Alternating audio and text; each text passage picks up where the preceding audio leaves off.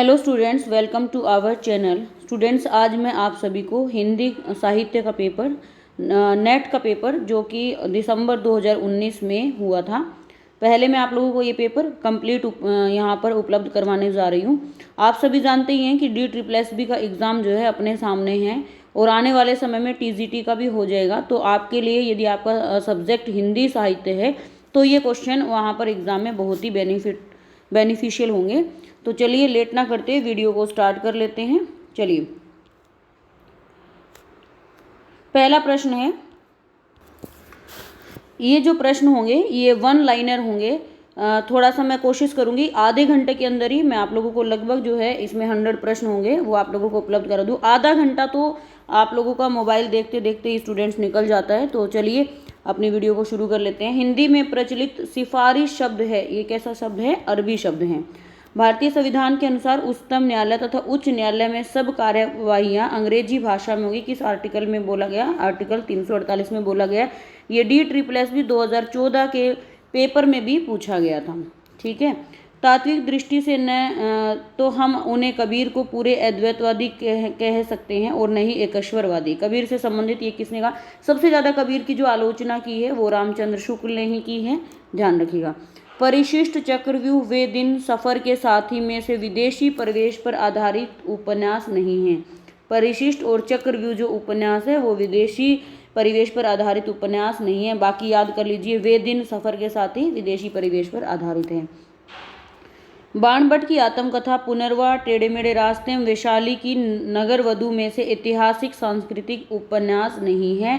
तो ये ऐतिहासिक सांस्कृतिक उपन्यास नहीं है। टेढ़े मेढ़े रास्ते ये कैसा है? एक राजनीतिक उपन्यास है। बाणभट्ट की आत्मकथा जो है कई बार पूछा हुआ है यहाँ से आप लोगों के प्रश्न। कोलरिज के अनुसार कल्पना कारमित्री प्रतिमा है, यह कवि की सृजनात्मकता है। कल्पना में वैज्ञानिक सुश्रृंखलता नहीं होती है, ये ध्यान रखिएगा। किसने बोला है ये? तो ये बोला कोलरिज ने। चलिए अगला क्वेश्चन है, प्रकाशन वर्ष की दृष्टि से काव्य कृतियों का सही अनुक्रम क्या है? सबसे पहले कुकुरमुत्ता 1942 में, फिर विष्णुप्रिया, फिर आंगन के पार द्वार और फिर चांद का मुंह टेढ़ा 1964 में प्रकाशित हुई थी, मुक्तिबोध की जो की रचना है। आवारा मसीहा औपन्यासिक जीवनी है, किसकी है? शरद चंद्र की है। ये भी 2014 के पेपर में DSSB ने पूछा हुआ था। ठीक है, इसलिए हम लोग लगाते हुए चलेंगे। धर्म पर्क, राजनीतिक पर्क, कला पर्क तथा अर्थ पर्क में से अरस्तु के विरेचन पद की व्याख्या विद्वानों ने की है।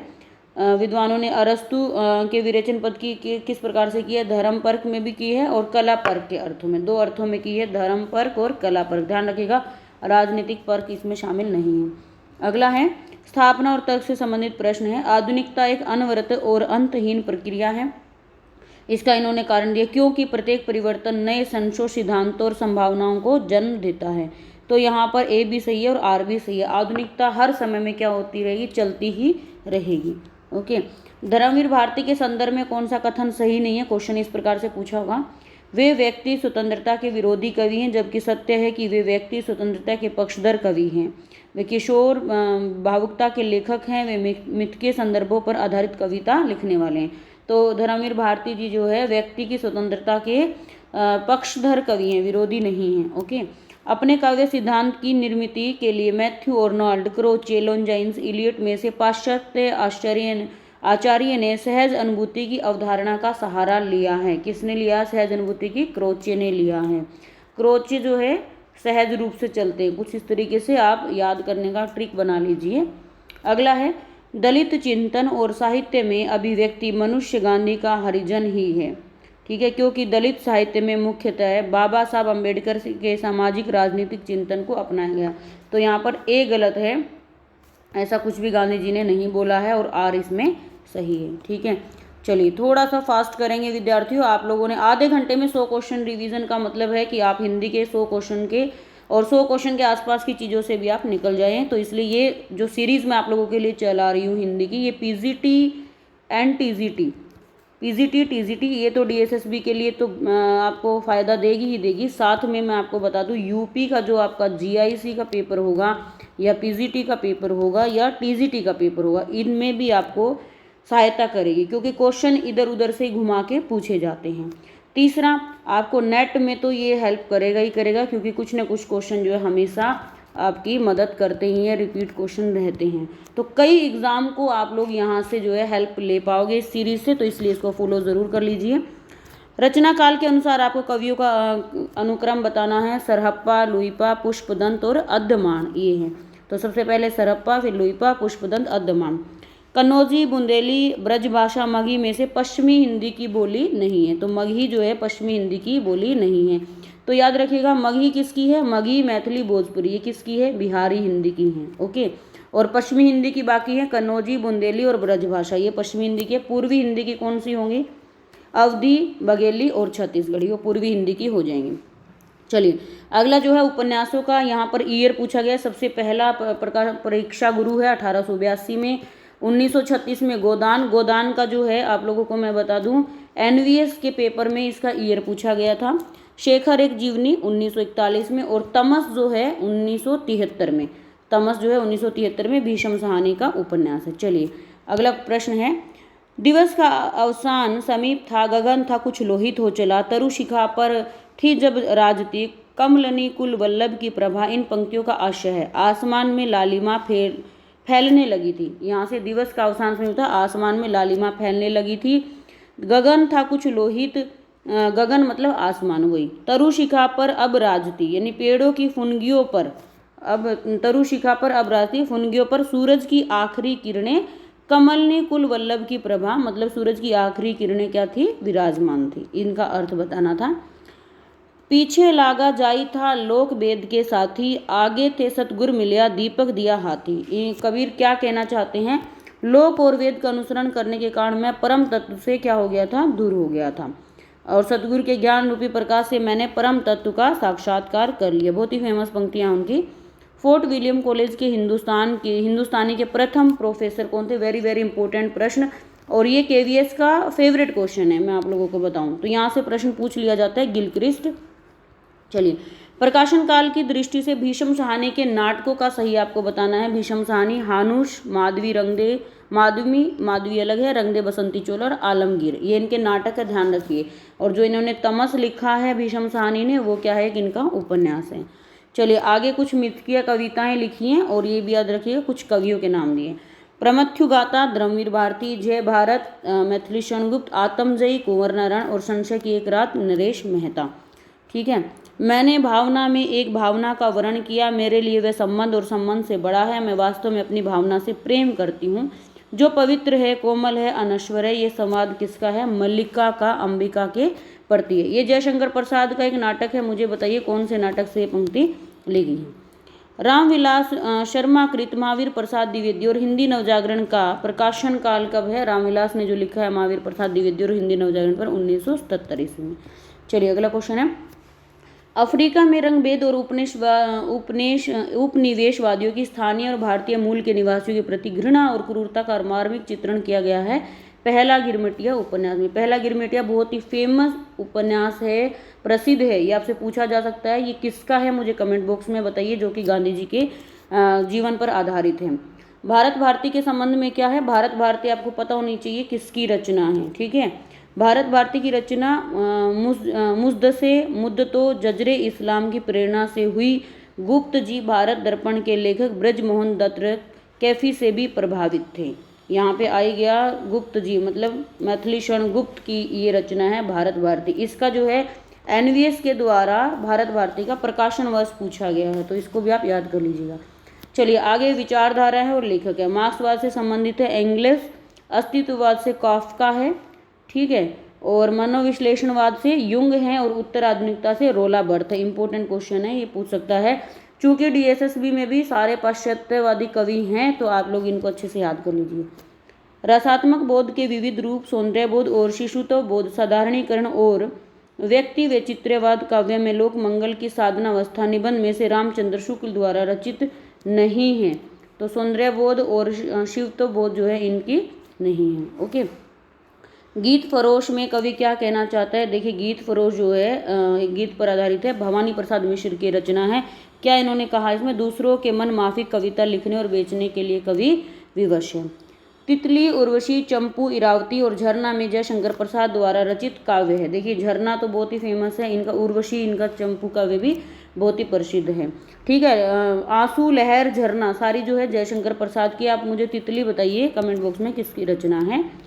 जेही पंखी के निहर होई कहे बिरत के बात, सोई पंखी जाई जरी तरीवर होई निपात। ऊहात्मकता के अतिरिक्त अन्य पंक्तियों में व्यक्त भाव की विशेषता है। इसमें विरह ताप के वेदनात्मक स्वरूप की अत्यंत विशद व्यंजना की गई है। ठीक है, अग्निलीक, उन्मुक्त, नेपथ्य राग एवं त्रिशंकु में गीति नाट्य कौन सा है? गीति नाट्य इंपोर्टेंट पूछा है। अग्निलीक और उन्मुक्त दो यहाँ पर गीति नाट्य है। आपसे भी पूछ सकता है, अग्निलीक याद रखिएगा और उन्मुक्त दोनों ही क्या है? ये गीति नाट्य हैं। किसके हैं ये मुझे कमेंट बॉक्स में बताइए। प्रकाशन वर्ष के निबंध संग्रह का बताना है आपको। पहले श्रृंखला की कड़ियाँ, फिर अशोक के फूल, अर्धनारीश्वर और शिरीष की याद आई। एक्चुअली शिरीप की नहीं है, शिरीष की याद आई, ये होना चाहिए इसका। ठीक है, वर्तमान साहित्य, वागार्थ, हंस, दस्तावेज साहित्यिक पत्रिका में से अस्मिता मूलक विमर्श का सर्वाधिक समर्थित किया है। तो अस्मिता मूलक विमर्श को किसने सर्वाधिक समर्थित किया, बढ़ाया है? हंस पत्रिका ने। ठीक है, हंस पत्रिका के जो है कौन कौन संपादक रहे हैं ये मुझे आप बताइए। जैसे इसमें मुंशी प्रेमचंद जी भी हैं। ठीक है, और कौन है वो भी बताइए। राम तुम मानव हो ईश्वर नहीं हो क्या, विश्व में रमे हुए नहीं सभी कहीं कहीं हो क्या, तभी मैं निरीश्वर हूँ ईश्वर क्षमता करे, तुम न रमो तो मन तुमसे रमा करें। ये जो पंक्तियां हैं आधुनिक दृष्टिकोण से प्रेरित मैथिली शरण गुप्त के राम के विषय में ये है काव्योक्ति लिखी है साकेत काव्य ग्रंथ में। ठीक है, आपसे पूछ सकता है राम कथा पर आधारित कौन सा काव्य ग्रंथ है? तो साकेत है, जो कि मैथिली शरण गुप्त का है। भीष्म साहनीकृत तमस उपन्यास का कथानक केंद्रित है। जैसे मैंने आपको बताया ही था, ये विभाजन की त्रासदी सामाजिक विषमता पर आधारित उपन्यास है। जब भारत और पाकिस्तान अलग हो गए थे, उस विभाजन की त्रासदी को तमस उपन्यास में दिखाया गया है। शब्द की जिस शक्ति से उसके सांकेतिक अर्थ का बोध होता है, वहाँ कौन सी शब्द शक्ति होती है? अभिधा होती है। शब्द शक्ति के कितने भेद होते हैं? 3 होते हैं, अभिधा, लक्षणा और व्यंजना। ठीक है, जिससे हमें डायरेक्ट अर्थ पता चलेगा वो अभिधा हो जाएगी, और व्यंजना जिससे जो है अर्थ के रूप में एक कमेंट किया जाएगा वहाँ व्यंजना हो जाएगी, और जिसमें जो अर्थ है डायरेक्ट ना होकर थोड़ा सा घुमाकर किया जाएगा वहाँ पर लक्षणा हो जाएगी। उर्वशी पर लिखी गई समीक्षा से विवाद उत्पन्न हो गया था, जिसके लेखक थे भगवती चरण उपाध्याय। ठीक है, बुद्ध देव के बाद भारत में सबसे बड़े लोकनायक तुलसीदास थे। ये किसने कहा है? जॉर्ज ग्रियर्सन ने। बहुत ही फेमस पंक्तियाँ है। DSSB ने भी इस क्वेश्चन को पूछा है कि तुलसीदास जी के बारे में किसने कहा है? जॉर्ज ग्रियर्सन ने कहा है। ओके, अगला जो है कुछ काव्य पंक्तियाँ हैं और उनके रचनाकार हैं। कौन परी यह, देखिए यहाँ से DSSB में सिंगल कोई पंक्ति दे सकता है आप लोगों से, तो इसलिए ध्यान से आप, मैं पढ़ रही हूँ आप ध्यान से केवल सुनते रहिए। आप जैसे अपना कुछ वर्क करते करते भी ये वीडियो को लगा सकते हैं, या आप एक बार सोने से पहले वीडियो को लगाया, ध्यान से देखा, तो भी आपके यहाँ पे 100 क्वेश्चन लगभग जो है तैयार हो रहे हैं। ठीक है, और आप बुक लेकर बैठोगे 100 क्वेश्चन मैं गारंटी के साथ कह सकती हूँ 100 क्वेश्चन आप आधे घंटे में लगा नहीं पाओगे। ठीक है, कौन परी है बानी अरी नित निर्भरी गगन डरकावे, ये है प्रताप शाही की। गुलगुली गिल में गचीला है गुनी जन है, चांदनी है चिक है चिरागन की माला है, ये पहले भी पूछी हुई पंक्तियां हैं, पद्माकर जी की हैं। सेवर सिपाही हम उन राजपूतन के दान, जुद जुरिबे में नेकू जेन मुर्की, ये ठाकुर की हैं। अभिधा उत्तम काव्यम मध्यम लक्षणाहीन, अभिधा अदम वंजना रस विरस, उल्टी कहत नवीन, देव की ये पंक्तियां हैं। ठीक है, धरती धन अपना ठीकरे की मंगनी कट गुलाब यथा प्रस्तावित में से दलित जीवन पर आधारित उपन्यास कौन सा है? धरती धन अपना और यथा। ध्यान रखिएगा दलित पर जो हैं बहुत ज़्यादा उपन्यास नहीं लिखे गए, थोड़े ही लिखे गए हैं, तो उनको आप सभी को याद कर लीजिए। धरती धन अपना और यथा प्रस्तावित। सिद्धों से संबंधित रामचंद्र शुक्ल के बारे में कौन सा कथन सही है? वज्रयान में आकर महासुखवाद का परिवर्तन हुआ, सिद्धों का साहित्य शुद्ध साहित्य के अंतर्गत में नहीं आता। ये रामचंद्र शुक्ल जी ने कहा है, क्योंकि इनके जो है इसमें कुछ व्याकरण के नियमों को फॉलो नहीं किया गया, इसलिए उन्होंने शुद्ध साहित्य का मना कर दिया। तलाकशुदा माता पिता की संतान की मानसिकता पर आधारित उपन्यास किसका है? आपका बंटी, जो किसका है? ये मनु भंडारी का प्रसिद्ध उपन्यास है ये। प्रकाशन के अनुसार कहानियों का सही अनुक्रम है, ये बहुत बार रिपीटेड क्वेश्चन है दोनों ही। सबसे पहले कहानी लिखी गई थी उसने कहा था 1915 में, जिसमें लहना इसका प्रमुख पात्र हैं। ठीक है, फिर आकाशदीप 1929 में, फिर ईदगाह किसकी है? प्रेमचंद की है। और परिंदे ये 1959 ईस्वी में लिखी गई थी। परिंदे मुझे बताइए किसकी है? आकाशदीप जयशंकर प्रसाद की है। अच्छी हिंदी बस एक ही व्यक्ति लिखता था, ये कथन कहा था महावीर प्रसाद द्विवेदी ने बाल मुकुंद गुप्त के बारे में। इंपॉर्टेंट है क्वेश्चन।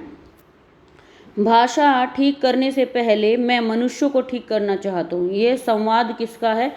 चंद्रगुप्त नाटक का पात्र है चाणक्य, उसका ये ध्यान रखिएगा पंक्तियाँ।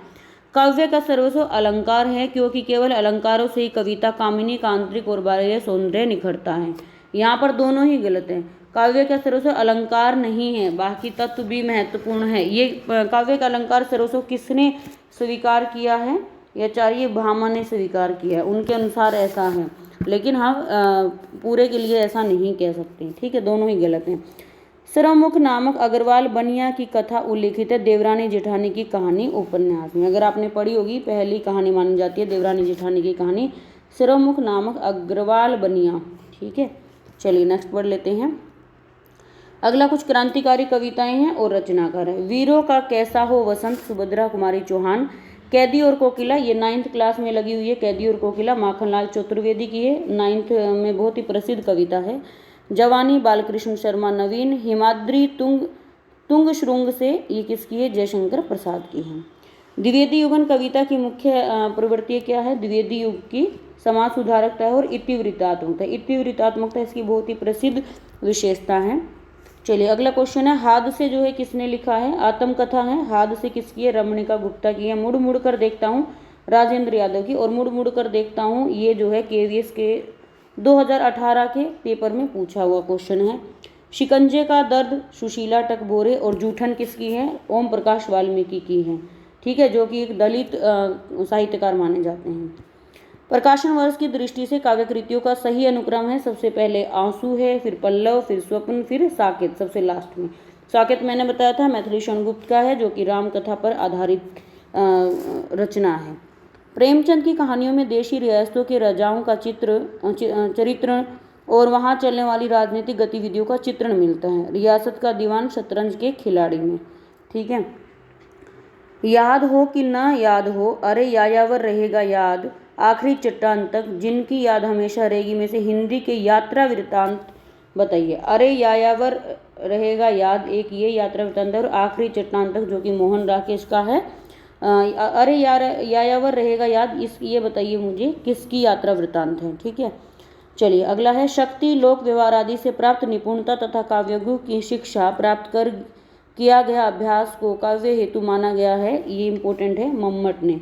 थोड़ा सा ये हमें साहित्य वाले याद नहीं होते हैं, तो इनको आप थोड़ा सा ट्रिक से याद कर लीजिए, बार बार देखिए, या कुछ पंक्तियाँ इनकी वेस्टर्न वालों की जितने भी पश्चिमी साहित्यकार हैं उनकी लिख के रखिए, जल्दी याद हो जाएंगे।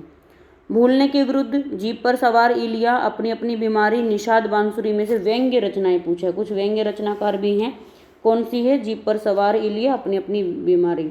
तो जीप पर सवार इलिया शरद जोशी जी की है, याद रखिएगा। चलिए अगला जो है, उपन्यासों का संबंध उनके पात्रों से करना है।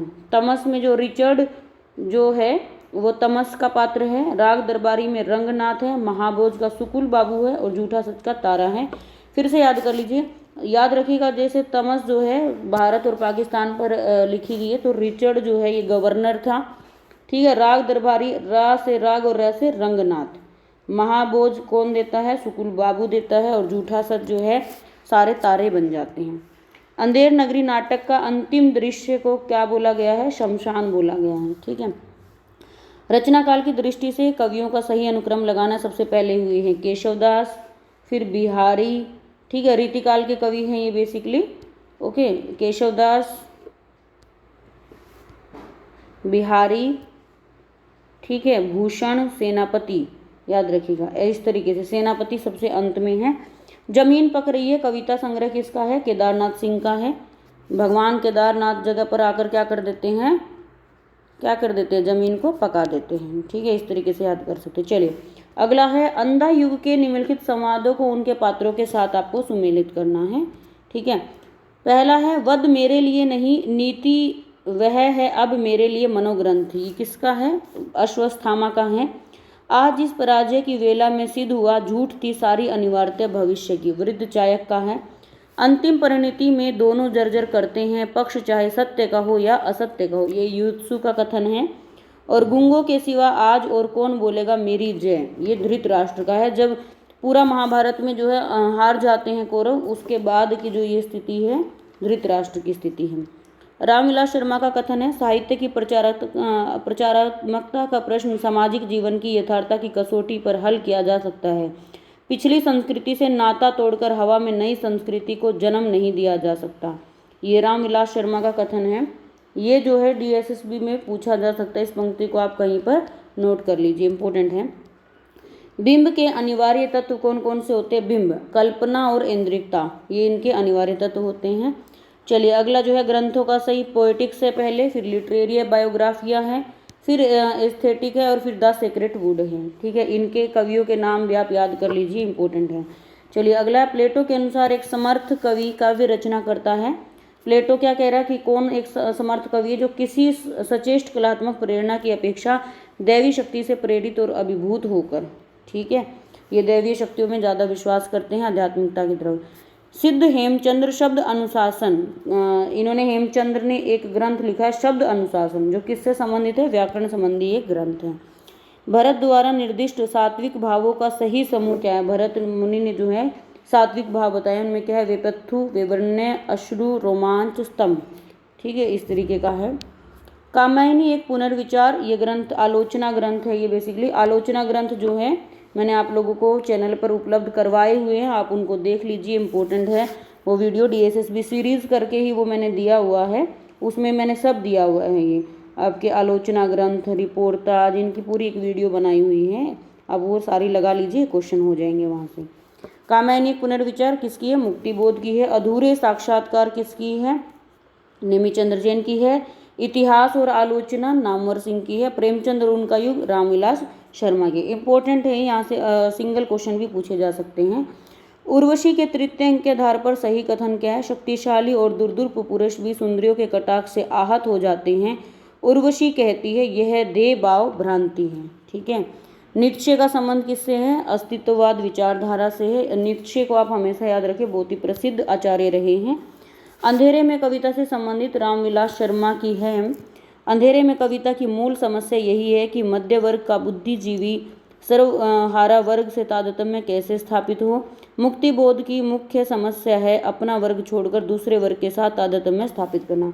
अंधेरे में एक इनकी लंबी कविता है, किसकी? मुक्ति बोध की। इस पर रामविलास शर्मा ने जो है व्यंग किया है। इस मेले का मुख्य उद्देश्य है कि व्यापार की वृद्धि हो। यह कैसा है? मिश्र वाक्य। एक आपसे पूछ दिया, इस मेले का मुख्य उद्देश्य है कि, जहाँ पर भी की शब्द ऐसे जुड़ जाएगा वहाँ पर मिश्र वाक्य होगा। और संयुक्त वाक्य अगर आपसे पूछ लिया जाता है तो संयुक्त वाक्य में आपके पास और, तथा इस तरीके के शब्द आपको जोड़ने को जुड़े हुए मिलेंगे। मोह कहता आखन की देखी, तू कहता कागत की लेखी। इस पंक्ति का क्या भाव है कि स्वभाव अनुभव शास्त्रीय ज्ञान से ही बड़ा है। और ये किसकी पंक्तियाँ है? ये कबीरदास की पंक्ति है। वो कहते हैं कि मैं तो केवल आँखों के सामने जो घटता है, जो मुझे अनुभव होता है, मैं केवल उसी की बात करता हूँ और मैं शास्त्रीय ज्ञान की बात नहीं करती। तो वो यही बोल रहा है कि सब अनुभव जो होता है शास्त्रीय ज्ञान से भी बड़ा होता है। चलिए नेक्स्ट। कवि के बार को बहुत बड़ा बताते हुए कहा है कि ऐसा ना कोई शब्द है, ना अर्थ है, ना न्याय है, ना और ना ही कला है जो काव्य का अंग न बन सके। तो ये किसने बोला है? आचार्य भामा जी ने बोला है। जैसे विश्व में विश्व आत्मा की अभिव्यक्ति होती है, वैसे ही नाटक में रस की होती है, क्योंकि संघर्ष की नाट्य स्थितियों में ही रस आस्वादन की प्रक्रिया होती रहती है। तो दोनों ही ये सही हैं। विभावना, व्यतिरेक, उत्प्रेक्षा, संगति अलंकार में से सादृश्य मूलक अलंकार कौन से हैं? सादृश्य मूलक, व्यतिरेक और उत्प्रेक्षा है। ठीक है। नौकरी के सिलसिले में बाहर रहने के कारण गजाधर बाबू की लंबी अनुपस्थिति उन्हें परिवार के ढांचे से बाहर कर देती है। ये कहानी किसकी है? वापसी कहानी की है। और वापसी कहानी किसकी है? उषा प्रियवंदा की कहानी है। कवि कर्म और काव्य भाषा समीक्षा कृति है, परमानंद श्रीवास्तव की है। ये परमानंद श्रीवास्तव की भी कई रचनाएं जो हैं पूछी जाती हैं। कीनू कोर की जतन अब कही काड़े कोनू, बो मन मोहपन रूपिन मिली मोह को लोनू।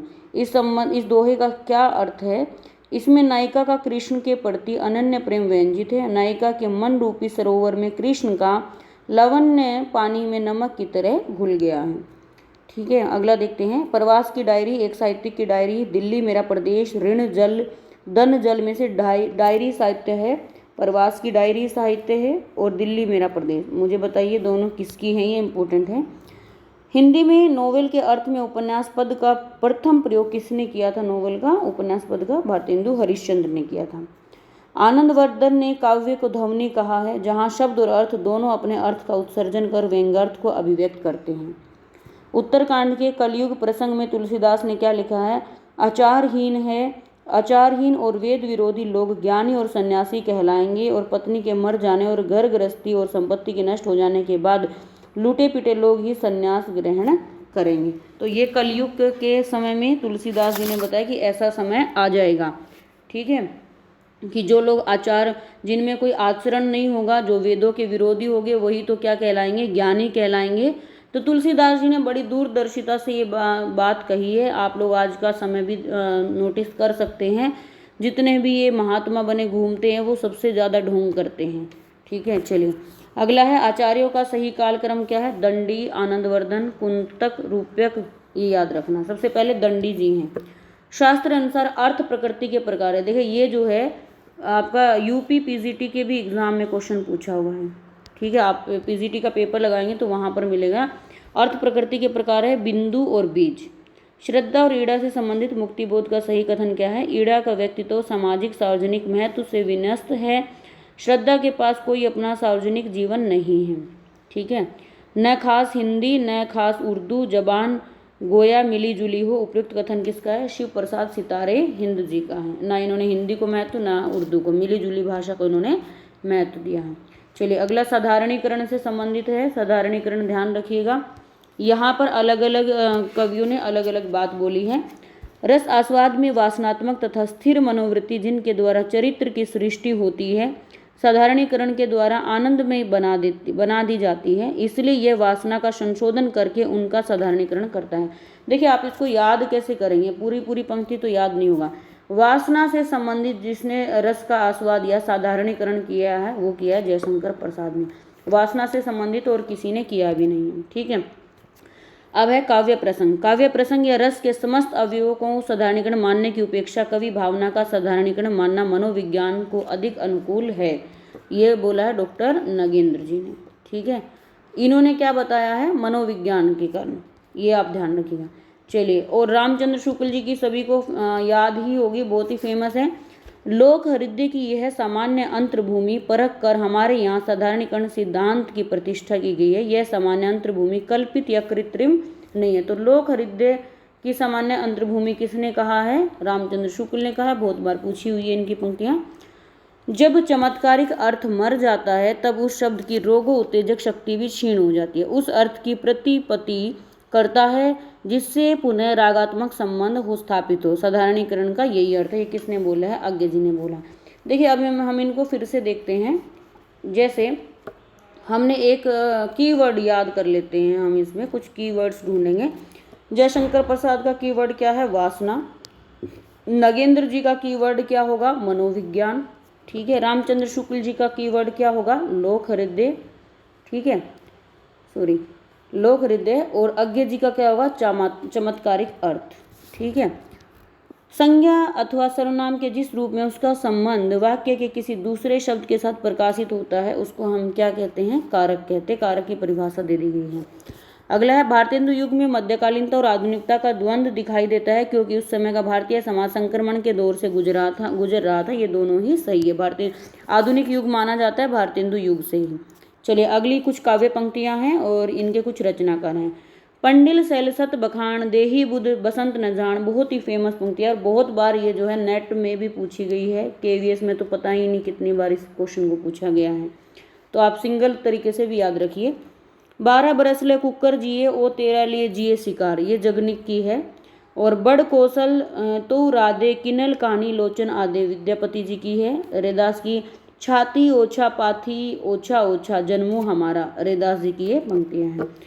विद्यार्थियों, आई होप आप लोगों को वीडियो अच्छी लगी होगी। यदि वीडियो आपकी थोड़ी भी सहायता कर पा रही है तो कृपया आप वीडियो को ज़्यादा से ज़्यादा शेयर कर दीजिए।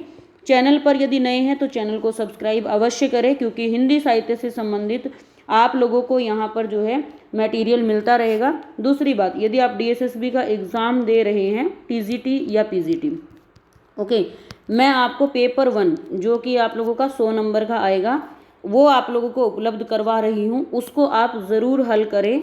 क्यों मैं बता रही हूँ, क्योंकि आप वो एक आपके लिए एक प्रैक्टिस सेट का काम करेगा जो आपके फाइनल एग्ज़ाम में आपको हेल्प करेगा।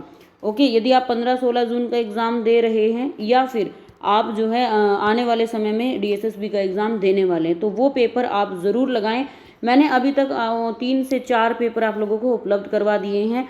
DSSB PGT हिंदी का भी पेपर मैंने उपलब्ध करवा दिया है, शिक्षण अभिरुचि भी आपको उपलब्ध करवा दिया है। आप एक बार एग्ज़ाम पैटर्न को अवश्य समझें। किसी भी पेपर को देने की सफलता का राज क्या होता है, उस पेपर का पैटर्न को समझना।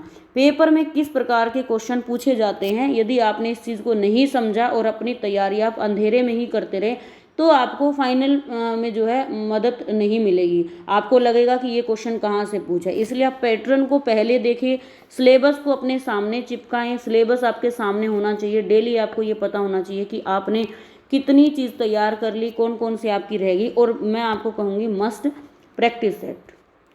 ओके, तो खुद मैं आप लोगों को बताऊंगी कि मैं खुद एक टीचर हूँ, या फिर जितने भी आप अभी तक लोग सेलेक्ट हुए हैं, बहुत सारे लोगों से बात होती रहती है, सब ने क्या किया है, प्रैक्टिस सेट को लगाया ही लगाया है। तो आप लोग ये गलती बिल्कुल भी ना करें, अवश्य जो है प्रैक्टिस सेट को लगाएं। ठीक है, और देखिए आधे घंटे में मैंने आप लोगों को पूरा पेपर हल करवा दिया है। बीच बीच में मैंने आपको कुछ अन्य फैक्ट भी बताए हैं जो आपको मदद करेंगे। तो अगर वीडियो अच्छी लगी है तो कृपया वीडियो को ज़रूर शेयर कीजिए, लाइक कीजिए, और अगली वीडियो में मैं आपको कुछ नए के साथ मिलती हूँ। तब तक आप अपनी तैयारी को बेहतर करते रहिए। मिलते हैं नेक्स्ट वीडियो में, तब तक के लिए जय हिंद, वंदे मातरम।